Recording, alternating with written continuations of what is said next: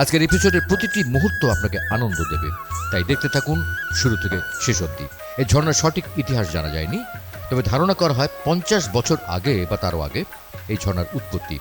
ওই সময় এই বন আর গহীন ছিল, বন্য জীবজন্তুর অভয়ারণ্য ছিল, তাই এদিকে মানুষের আনাগোনা দেখা যেত না খুব একটা।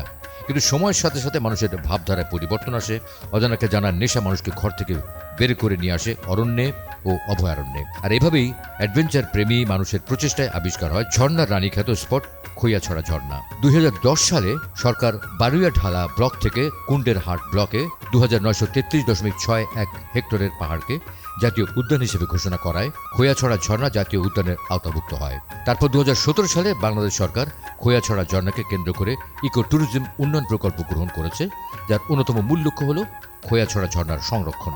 ভিউয়ার্স, আমরা জানি একজন সুনাগরিক তার দেশের ইতিহাস, ঐতিহ্য ও প্রাকৃতিক সৌন্দর্য সংরক্ষণে সর্বোচ্চ দায়িত্ববোধ প্রদর্শন করেন। এই ঝর্ণা, অরণ্য আর প্রাকৃতিক সৌন্দর্য আমাদের নান্দনিক নিসর্গের একটি, এটি সংরক্ষণে আমরা সজাগ দৃষ্টি রাখব। খৈয়াছড়া ঝর্ণা প্রকৃতির এক অসাধারণ সৃষ্টি।